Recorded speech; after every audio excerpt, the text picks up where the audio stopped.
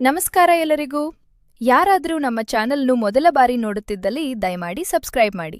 ಬನ್ನಿ ಕಥೆ ಶುರು ಮಾಡೋಣ.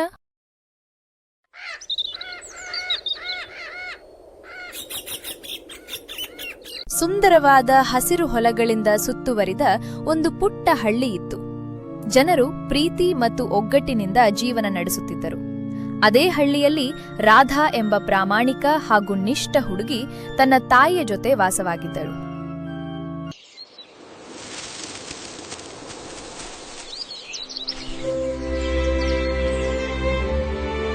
ಮಗಳೇ, ಇಂದು ಮನೆಯಲ್ಲೇ ತಿನ್ನಲು ಏನೂ ಉಳಿದಿಲ್ಲ. ನನ್ನ ಅನಾರೋಗ್ಯದ ಕಾರಣ ನೀನು ಓದನ್ನು ಬಿಟ್ಟು ಹಣ್ಣು ಮಾರಲು ಹೋಗುತ್ತಿದ್ದೀಯ. ಇದನ್ನೆಲ್ಲ ನೋಡಿ ನನಗೆ ತುಂಬಾ ನೋವಾಗುತ್ತದೆ. ನಿನ್ನ ಅಪ್ಪ ಇದ್ದಿದ್ದರೆ ನಿನಗೆ ಕಷ್ಟವೇ ಬಾರದಿತ್ತು. ಅಮ್ಮ, ಹೀಗೆ ಹೇಳ್ಬೇಡಿ. ನಿಮ್ಮನ್ನು ನೋಡಿಕೊಳ್ಳುವುದು ನನ್ನ ಕರ್ತವ್ಯ. ನೀವು ಆರೋಗ್ಯವಾಗಿರುವುದೇ ನನಗೆ ಮುಖ್ಯ. ಓದು ನಂತರವೂ ಮಾಡಬಹುದು, ಆದರೆ ನಿಮ್ಮನ್ನು ನಾನು ಒಬ್ಬರನ್ನಾಗಿ ಬಿಡಲ್ಲ. ಆದ್ರೆ ಮಗಳೇ, ನಿನ್ನ ವಯಸ್ಸಿನಲ್ಲಿ ನೀನು ಶಾಲೆಗೆ ಹೋಗಿ ಸಂತೋಷವಾಗಿ ಓದಬೇಕು. ನನ್ನ ಸಂತೋಷವೇ ನೀವು ಅಮ್ಮ. ನಾನು ಈಗ ಕಾಡಿಗೆ ಹೋಗಿ ಹಣ್ಣುಗಳನ್ನು ತಂದು ಮಾರುತ್ತೇನೆ. ದೇವರು ನಮ್ಮ ಕಷ್ಟವನ್ನು ಒಂದು ದಿನ ಖಂಡಿತವಾಗಿ ದೂರ ಮಾಡುತ್ತಾನೆ. ಯೋಚನೆ ಮಾಡಬೇಡಿ. ಜಾಗ್ರತೆಯಿಂದ ಹೋಗು ಮಗಳೇ. ಹೌದಮ್ಮ, ಬೇಗ ಬರುತ್ತೇನೆ. ಹೀಗೆ ಹೇಳಿ ರಾಧ ಬುಟ್ಟಿ ಹಿಡಿದು ಕಾಡಿನಡೆ ನಡೆಯುತ್ತಾಳೆ. ಪಕ್ಷಿಗಳ ಚಿಲಿಪಿಲಿಯನ್ನಾದ ಕಾಡಿನಲ್ಲಿ ಶಾಂತ ವಾತಾವರಣ. ರಾಧಾ ಬುಟ್ಟಿ ಹಿಡಿದು ಕಾಡಿನಲ್ಲಿ ಹಣ್ಣು ಕೀಳಲು ಹೋಗುತ್ತಿದ್ದಾಳೆ. ಓ ದೇವ್ರೆ, ಇಂದು ಹೇಗಾದ್ರೂ ಮಾಡಿ ಈ ಬುಟ್ಟಿ ತುಂಬಾ ಹಣ್ಣುಗಳನ್ನು ಆರಿಸಬೇಕು. ತಾಯಿಯ ಕೆಮ್ಮು ಜಾಸ್ತಿಯಾಗಿದೆ. ಸಂಜೆ ಬರುವಾಗ ಅವರಿಗೆ ಹಸಿ ಜೇನುತುಪ್ಪ ಮತ್ತು ಔಷಧಿ ತರಲೇಬೇಕು. ದಯಮಾಡಿ ಇವತ್ತು ಬುಟ್ಟಿ ತುಂಬಾ ಹಣ್ಣು ಸಿಗುವ ಹಾಗೆ ಮಾಡಪ್ಪ. ರಾಧಾ ತನ್ನಿಷ್ಟಕ್ಕೆ ತಾನೇ ಮಾತನಾಡಿಕೊಳ್ಳುತ್ತಾ ಕಾಡಿನ ಮಧ್ಯಕ್ಕೆ ತಲುಪುತ್ತಾಳೆ. ಅವಳ ಮುಂದೆ ಒಂದು ದಟ್ಟವಾದ ನೇರಳೆ ಹಣ್ಣಿನ ಮರ ಕಾಣಿಸುತ್ತದೆ. ಅದರಲ್ಲಿದ್ದಂತಹ ಹಣ್ಣುಗಳನ್ನು ಕಿತ್ತಿಕೊಂಡು ಬುಟ್ಟಿಗೆ ತುಂಬಿಸಿಕೊಂಡು ಅದನ್ನು ತೆಗೆದುಕೊಂಡು ಊರಿನ ಕಡೆಗೆ ನಡೆಯುತ್ತಾಳೆ.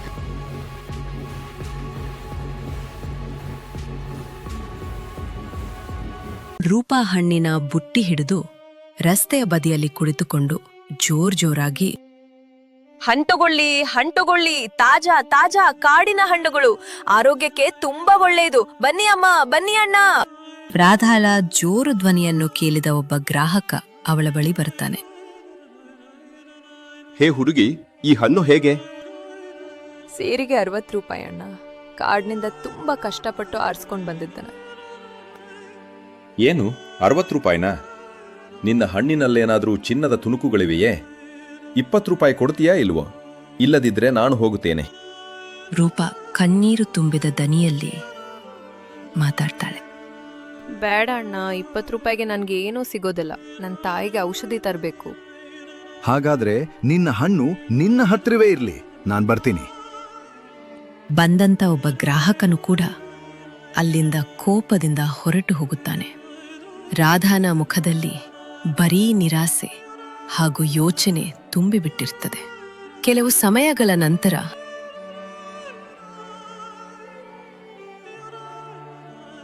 ರಾಮಿಹಳ್ಳಿನ ಕರಿಗೌಡ ರಾಧಳ ಬಳಿ ನಿಧಾನವಾಗಿ ಬರುತ್ತಾನೆ. ಅವನ ಮುಖದಲ್ಲಿ ಆತಂಕವೂ ಇತ್ತು. ಕಣ್ಣಲ್ಲಿ ಒಂದು ಗಂಭೀರತೆ ಕಾಣಿಸುತ್ತಿತ್ತು. ಏನಮ್ಮ ರಾಧ, ಒಂದು ಹಣ್ಣು ಮಾರಾಟವಾಗಿಲ್ವಂತೆ ಕಾಣ್ತದೆ. ಪಾಪ ನೋಡು, ನನಗ್ ದಯೆ ಹೆಚ್ಚು. ಈ ಇಡೀ ಬುಟ್ಟಿಯನ್ನ ನಾನು 100 ರೂಪಾಯಿಗೆ ತೆಗೆದುಕೊಡ್ತೇನೆ. ಆದ್ರೆ ಗೌಡ್ರೆ, ಇದರಲ್ಲಿ ಕನಿಷ್ಠ 400 ರೂಪಾಯಿ ಬೆಲೆಯ ಹಣ್ಣುಗಳಿವೆ. ಇಷ್ಟು ಚೆನ್ನಾಗಿ ಬೆಳೆದ ಹಣ್ಣುಗಳನ್ನ ಇಷ್ಟು ಕಡಿಮೆ ಬೆಲೆಗೆ ಕೊಡೋದು ಸರಿಯಲ್ಲ ಅಲ್ವೇ? ನೋಡು, ಈಗ ನಾನ್ ತಗೊಳ್ದಿದ್ರೆ ರಾತ್ರಿಯ ಹೊತ್ತಿಗೆ ಇವೆಲ್ಲ ಕೊಳೆತು ಹೋಗ್ತೆ. ನಿನ್ಗೆ 100 ರೂಪಾಯಿ ಕೂಡ ಸಿಗೋದಿಲ್ಲ. ನಿರ್ಧಾರ ನಿನ್ನದು. ಸರಿ ಗೌಡ್ರೆ, ತಾಯಿಯ ಔಷಧಿಗಾಗಿ ಅಷ್ಟು ಹಣವಾದ್ರೂ ಬೇಕು. ಮನೆಯ ಪರಿಸ್ಥಿತಿ ಕೂಡ ಒಳ್ಳೇದಲ್ಲ. ಅದಕ್ಕಾಗಿ ಮನಸ್ಸಿಗೆ ಬೇಸರವಾದ್ರೂ ಈ ಹಣ್ಣುಗಳನ್ನ ಕೊಡ್ತಿದ್ದೀನಿ. ತಗೊಳ್ಳಿ ಗೌಡ್ರೆ. ಗೌಡರು ಹಣ ಕೊಟ್ಟು ಅಲ್ಲಿಂದ ಹೊರಟ್ರು. ಹೋಗ್ತಾ ಹೋಗ್ತಾ ತಮ್ಮತನಕ್ಕೆ ತಾವೇ ನಿಧಾನವಾಗಿ ಮಾತನಾಡಿಕೊಳ್ಳುತ್ತಿದ್ದರು. ಎಂತಹ ಮುಗ್ಧೆ!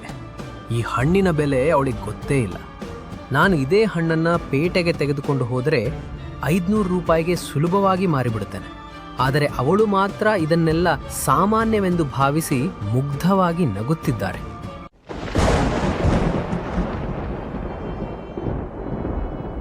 ರೂಪಾ, ಯಾಕಮ್ಮ ಇಷ್ಟು ತಡವಾಯ್ತು? ಮಳೆಯಲ್ಲಿ ನೆನೆದು ಬಂದಿದ್ಯಾ? ಅಯ್ಯೋ, ಇಡೀ ದೇಹ ಚಳಿಯಾಗ್ಬಿಟ್ಟಿದೆಯಲ್ಲಮ್ಮ. ಬಾ ಒಳಗೆ, ಮೊದಲು ಒಣಗಿಸ್ಕೊ. ಇಷ್ಟು ಮಳೆಯಲ್ಲಿ ನಿಧಾನವಾಗಿ ಬರ್ಬೇಕಲ್ಲ ಕಣೆ. ನನಗೆಷ್ಟು ಚಿಂತೆ ಆಯಿತು ಗೊತ್ತಾ? ಏನೂ ಇಲ್ಲ ಅಮ್ಮ, ಹಣ್ಣುಗಳೆಲ್ಲ ಮಾರಾಟವಾದವು. ಇವತ್ತು ಸ್ವಲ್ಪ ತಡವಾದ್ರೂ ಒಳ್ಳೇದಾಯ್ತು. ಈಗೋ ನಿನಗೆ ಬೇಕಿದ್ದ ಔಷಧಿ ತಂದಿದ್ದೇನೆ. ಮೊದಲು ಇದನ್ನು ಕುಡಿದು ಮಲಗಿಕೋ ಅಮ್ಮ. ಇಷ್ಟು ಯೋಚನೆ ಮಾಡ್ಕೋಬೇಡ, ನಾನಿದ್ದೀನಲ್ಲ. ನಿನ್ನ ತಂದೆ ಇದ್ದಿದ್ರೆ ನಿನ್ನನ್ನು ಇಷ್ಟು ಕಷ್ಟಪಡಿಸ್ತಿರ್ಲಿಲ್ಲ ಮಗಳೇ. ಈ ಮಳೆಯಲ್ಲಿ ಹಣ್ಣುಗಳ ಬುಟ್ಟಿ ಹೊತ್ತು ಊರು ಊರು ತಿರುಗುವ ಪರಿಸ್ಥಿತಿ ಬರ್ತಿರ್ಲಿಲ್ಲ.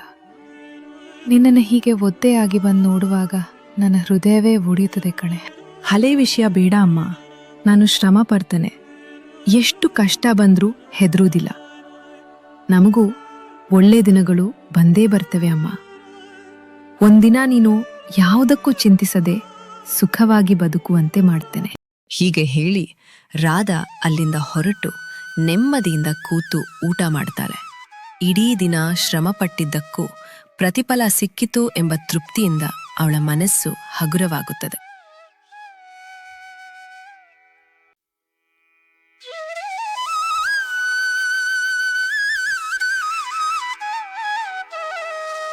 ಮರುದಿನ ಎಂದಿನಂತೆ ರೂಪಾ ಮರದ ಕೆಳಗೆ ಹತಾಶಳಾಗಿ ಕುಳಿತಿದ್ದಾಳೆ. ಆಗ ಸಾಧು ತ್ರಿಲೋಕನಾಥರು ಬರ್ತಾರೆ. ಭಿಕ್ಷಾಂ ದೇಹಿ. ತಾಯಿ, ಈ ಹಸಿದ ಸಾಧುವಿಗೆ ಏನಾದರೂ ಆಹಾರ ನೀಡುತ್ತೀಯಾ? 2 ದಿನಗಳಿಂದ ಹೊಟ್ಟೆಗೆ ಅನ್ನವೇ ಸೇರಿಲ್ಲ. ನಿನ್ನ ಕೈಯಿಂದ ಸಿಗುವ ಒಂದು ತುಂಡು ಆಹಾರವು ಈ ಸಾಧುವಿನ ಹಸಿವನ್ನು ತಣಿಸುತ್ತದೆ ತಾಯಿ.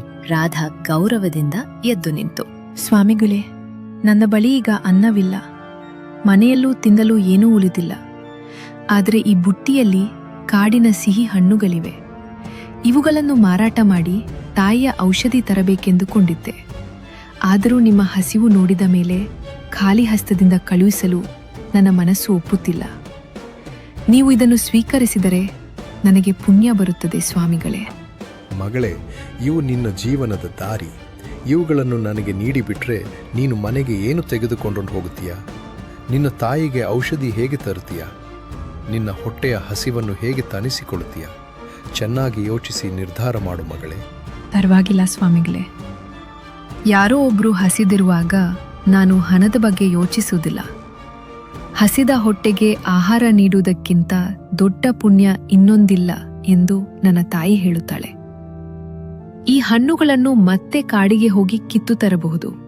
ಆದರೆ ನಿಮ್ಮ ಹಸಿವು ಈಗಲೇ ತಣಿಯಬೇಕು. ದಯವಿಟ್ಟು ಎಲ್ಲವನ್ನೂ ನೀವೇ ತೆಗೆದುಕೊಳ್ಳಿ ಸ್ವಾಮಿಗಳೇ. ನಿನ್ನ ಮೌಲ್ಯ ಹಣಕ್ಕಿಂತ ದೊಡ್ಡದು ಮಗಳೇ. ನಿನ್ನ ಹೃದಯದಲ್ಲಿರುವ ದಯೆ ಮತ್ತು ಕರುಣೆ ನಿನ್ನನ್ನು ಇನ್ನಷ್ಟು ಮಹಾನ್ ವ್ಯಕ್ತಿಯನ್ನಾಗಿ ಮಾಡುತ್ತದೆ. ನಿನ್ನಂತಹ ಒಳ್ಳೆಯ ಮನಸ್ಸಿನವರಿಗೆ ದೇವರು ಯಾವತ್ತೂ ಕೈಬಿಡುವುದಿಲ್ಲ. ನಿನ್ನ ದಯೆಗೆ ಮೆಚ್ಚಿ ನಾನು ನಿನಗೆ ಒಂದು ಉಡುಗೊರೆ ನೀಡುತ್ತೇನೆ ಮಗಳೇ. ಸಾಧುಗಳು ತಮ್ಮ ಜೋಳಿಗೆಯಿಂದ ಒಂದು ಸುಂದರವಾದ ಹಕ್ಕಿಯನ್ನು ತೆಗೆಯುತ್ತಾರೆ. ಇದು ಚಂಚಲ. ಇದು ಬರೀ ಹಕ್ಕಿಯಲ್ಲ, ನಿನ್ನ ಅದೃಷ್ಟದ ಸಂಕೇತ. ಇದನ್ನು ಪ್ರೀತಿಯಿಂದ ಸಾಕು ಮಗಳೇ. ಇದು ನಿಮ್ಮ ಜೀವನಕ್ಕೆ ಸಂತೋಷ ಮತ್ತು ಬೆಳಕನ್ನು ತರುತ್ತದೆ. ಆದರೆ ಒಂದು ವಿಷಯವನ್ನು ಸದಾ ನೆನಪಿಟ್ಟುಕೋ. ಇದರ ರಹಸ್ಯ ಯಾರಿಗೂ ತಿಳಿಯಬಾರದು. ಯಾರಿಗಾದರೂ ಇದರ ಬಗ್ಗೆ ತಿಳಿದರೆ ನಿನ್ನ ಅದೃಷ್ಟವೇ ದುರಾದೃಷ್ಟವಾಗಿ ಮಾರಬಹುದು. ಆದ್ದರಿಂದ ಇದನ್ನು ಜಾಗ್ರತೆಯಿಂದ ಕಾಪಾಡು. ದಿನಗಳು ಉರುಳುತ್ತವೆ. ರೂಪಾಳ ಜೀವನ ನಿಧಾನವಾಗಿ ಬದಲಾಗತೊಡಗುತ್ತದೆ.